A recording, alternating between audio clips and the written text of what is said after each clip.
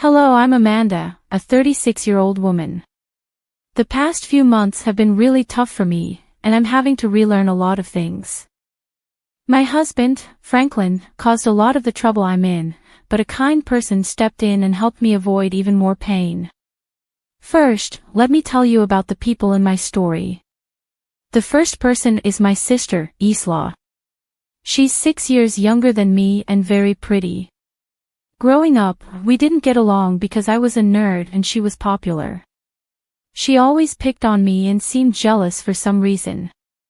My mom tried to help us get along, but it didn't really work.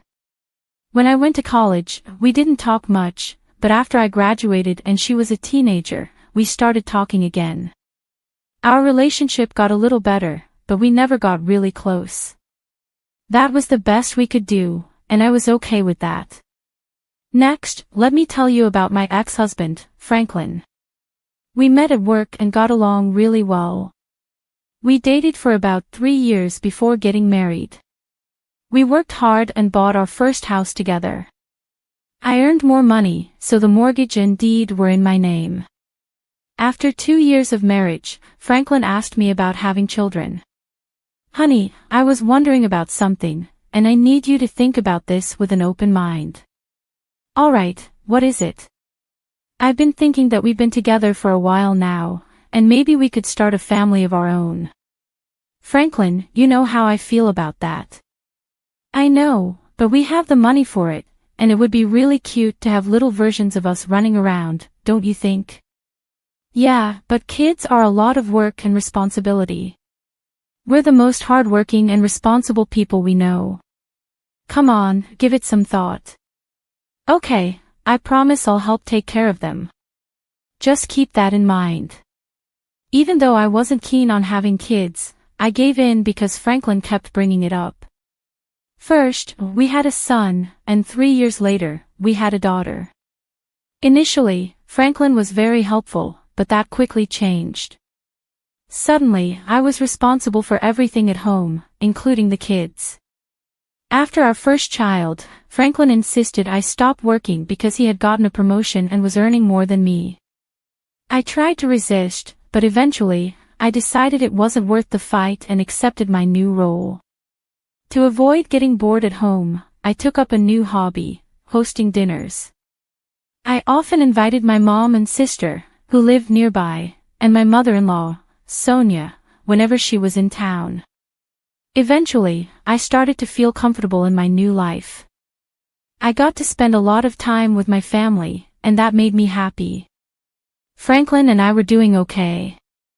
I had gone through some trauma after giving birth to our second child, where I almost died, which affected our relationship. I didn't think anything else was wrong, but oh, how wrong I was. As I was cleaning my room, I found a pair of panties that definitely weren't mine. My heart sank. As I stared at them, wondering if I wasn't enough for my husband, I had been feeling different lately. But I had just had our second child, it hadn't been over a year since then, and I was still recovering. I had been going to therapy, making slow progress, but it didn't seem enough because Franklin was cheating on me. Once the shock wore off, I was filled with anger and betrayal. I needed to know who my husband was cheating on me with and why. First, I sent Franklin a picture of the underwear and asked him whose they were. Then, I checked his laptop. I logged into his social media accounts and went through his chats. At first, I didn't see any unknown women, which confused me more. I looked through his messages but found nothing. In my desperation, I went through every chat, even though I knew it was foolish because everyone in his contacts was someone I knew. I couldn't believe that anyone in my life could hurt me that much. Then I realized that my sister's contact ID was everywhere I looked. At first, I didn't think much of it because why would my sister and husband talking be suspicious? But when I checked their chats, I felt sick to my stomach. They were full of pictures and videos of them in bed, messages about how much they loved each other, and plans for Franklin to leave me. I couldn't believe my own sister would do something so awful. Our relationship had never been perfect, but this was a whole new level of betrayal. First, I threw up because I was so disgusted. Then I tried calling Franklin, but he didn't answer. So, I called my sister. Isla, hey, what's up? Don't hey, what's up, me? Seriously, what's wrong with you? I don't know about mine, but I do know that I found a pair of your panties in my bedroom. Have you been sleeping with Franklin? Yeah, for a while now. Why, Isla? Seriously, you thought it was okay to sleep with my husband because you thought I was boring? And being my sister didn't even stop you. Look, I thought I was helping you out. I was keeping Franklin busy so you could focus on the kids. Are you serious? That's the dumbest thing I've ever heard. Look, we didn't mean for it to go this far, okay? I only did it because he kept hitting on me, and he's a nice guy. But he was my husband. Why would you help tear our family apart? I just want what's best for Franklin, okay? If I'm the best for him, then so be it. You're disgusting. I hung up, unable to believe her nerve. I just lay in bed and cried. I never thought my life would come to this. Eventually, my youngest woke up crying, so I tended to her. I felt empty as I went through the motions of the day. I couldn't let my kids know something was wrong, they didn't need that worry. I picked up my older child from school, made dinner, and when they asked where their dad was, I lied and said he was working late. At some point, my anger turned into worry. It was almost 11 o'clock at night, and Franklin still wasn't home. I tried calling him multiple times, but he didn't answer.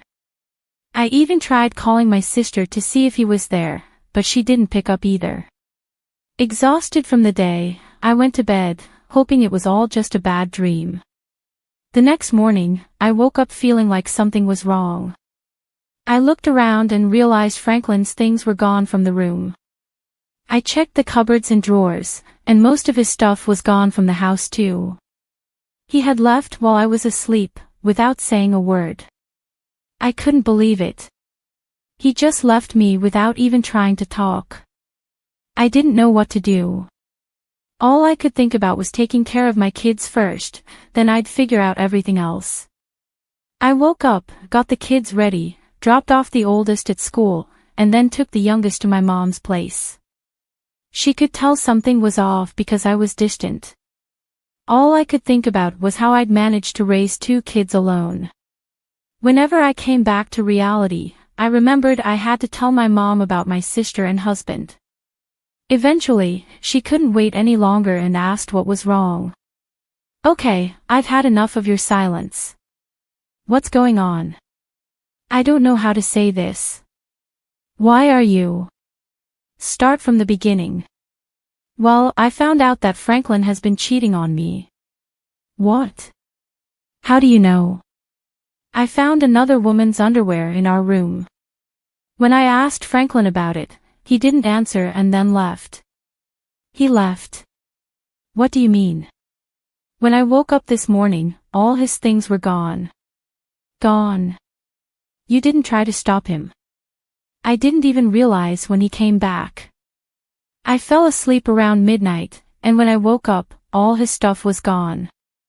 Oh my God, my poor girl, I'm so sorry this happened. Yeah, it gets worse. Oh no, what happened? Do you know who Franklin cheated on you with? You mean you know who he cheated with? Yeah, I snooped through his things to find out. I wouldn't have tolerated this under normal circumstances, but this is different. So, who is it? Isla. Excuse me. What? Are you serious? Yeah, my husband has been cheating on me with my own sister. I called her to ask about it, and she was so casual about it. She said they were in love and she believed she was the best for him, so she was going to keep being with him. Oh my God, what has she done? I don't even know how I'm going to survive. I have 2 kids to raise, and I need to find a job too. Look, why don't we just get some rest while I try to process this? I'll be here to help you, okay? Yeah, okay. Thanks, Mom. I had become numb to everything that had happened, so telling my mom wasn't as hard as I thought. I ended up sleeping while my mom took care of my youngest. When I woke up, I heard my baby crying and my mom yelling. I rushed out and saw my mom on the phone, looking angry. She hung up and seemed surprised to see me. She apologized for the noise but didn't say more. I knew she had been giving Isla a piece of her mind. Over the next few days, Mom stayed with us. It was easier having one person move in than three. Isla kept trying to contact our mom, but she asked me to block Isla. It was comforting to have someone understand my feelings when I felt so alone. I found out through mutual friends that Franklin and Isla got married. They reached out to me, concerned and confused. I had to explain everything, which was humiliating, but they were supportive. They all blocked Franklin and Isla and refused to associate with them. I found out they got married the day after Franklin left us. It hurt to know, but I shouldn't have expected anything different from them. When I told my mom, she was furious. You should know my mom is usually calm, so seeing her so angry with my sister was surprising. It was great to have her financial support. She wasn't obligated to help, but she did her best for us. She even helped me get job interviews because I wanted to contribute now that Franklin wasn't there to stop me. Taking care of the kids was manageable, but when they asked about Franklin, I had to hold back tears. Still, we got through it. A week later, I got a letter from Franklin. I didn't want anything to do with it. I figured it was some apology, but I was done with him. A week was too long to try to fix things, especially after he ran away from his family. So, I did the next best thing I could think of, I burned the letter. But afterward, I couldn't help but be curious about what it said. Sometimes, I wished I had read it before burning it, but then I reminded myself that nothing he could have said would change how I felt about him and what he did. The next day, my mom and I took the kids to the fair. We had a blast, and it was nice to be in a lively place after everything. I finally got to have fun and laugh, which felt great after such a tough time. That night, my mom and I relaxed with a bottle of wine, and I told her about the letter. So, something came in the mail for me last night. Oh. What was it? It was a letter from Franklin. What? What did it say? I don't know. What do you mean? You opened it, right? No, I didn't want to deal with anything he had to say, so I burned it. You burned it. Cow, what if they were official divorce papers? The envelope didn't look legal at all. I'm sure it wasn't that. Well, if you're sure. What do you think was in it? I don't know, maybe a weak apology or a request for his stuff back. I wouldn't be surprised. But how are you feeling about all of this now? Well, today was a good day. It's tough, especially when the kids keep asking where their dad is. What do I even tell them? It's slowly getting better, but only a little. As long as it's improving, I'm always here for you. And just so you know, I'm planning to cut ties with your sister. Everything I have will go to you and the kids. Oh, Mom, that means a lot. But are you sure? Maya is still your daughter. I know you and Isla had your differences, but what she did is unforgivable. I raised both of you better than this, and Isla clearly didn't care. So, she's no longer my daughter. I would have been upset if Mom changed her mind easily, but I knew Isla was still her child. I couldn't imagine how hard it must have been for Mom to make that decision because I could never do that to my kids. It made me even more grateful to have someone so supportive. Another 3 days passed, and I heard a knock on the door.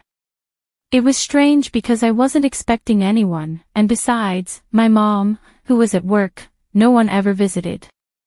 I opened the door cautiously and saw 2 men in black suits. I only opened the door a little and asked who they were. They said they were lawyers and had something for me. They handed me a note and then a check. It was made out to me, and it was for $750,000. My jaw dropped at the hefty amount. I tried to tell them there must be a mistake, but they said there wasn't and urged me to read the note. The note began with, "Thank you for saving me." As I read on, I realized the money was from my mother-in-law, Sonia. She explained that she had visited us 3 days ago, but no one was home. She called Franklin, who tried to make it seem like he couldn't get in, but I had changed the locks after he left. Sonia sensed something was wrong with Franklin's behavior and pressed him until he confessed everything. She was disgusted by his actions. Sonia felt sorry for what I had gone through and decided to leave all her inheritance to me and her grandkids. She thanked me for preventing her from making a mistake and for not trusting her son with her assets. That's what the check was for. The lawyers then told me that Sonia had been terminally ill and had passed away just the day before. She wanted me to have the money right after her death to ensure her daughter-in-law and grandkids were well taken care of. Tears filled my eyes at Sonia's kindness and loss. She was truly remarkable, always standing up for what was right. It was one of the reasons Franklin had always been afraid of her. Yet, I found her comforting. She stayed true to her word and supported me until her last breath. A few days later, Franklin called. I already knew what he was going to say, but I decided to hear him out. "What did you do?" "What do you mean?" "You know exactly what I mean, Franklin. You'll have to be more specific." "What are you talking about? Why weren't you home that day?" "I specifically asked you to be. I sent you a letter asking you to pretend everything was normal while my mom visited." "Oh, was that what the letter said? You didn't read it?" "No, I burned it. You betrayed me. My mother was going to help me with the inheritance, but you took it all because you're selfish. That's ironic coming from you. You abandoned your family and only cared about contacting me when it involved your inheritance. Love can't be forced. I did what was best for me, and your mother did what was best for us. Don't ever try to contact me or the kids again. Goodbye." After that, things moved quickly. I filed for divorce, and I was granted full custody of the kids. Franklin tried to fight for the inheritance, but Sonia had made it clear that I was the one to receive it, so he didn't succeed. Franklin and Maya tried to pressure me into giving them some of the money, but I stood my ground and refused. Life has become easier since we got the money. I put a portion aside for my kids' college and invested the rest. My mom could retire, and I started working. My kids have come to terms with their dad not coming back, and when they're older, I'll tell them everything. I'm still hurting, but I know things can only get better from here.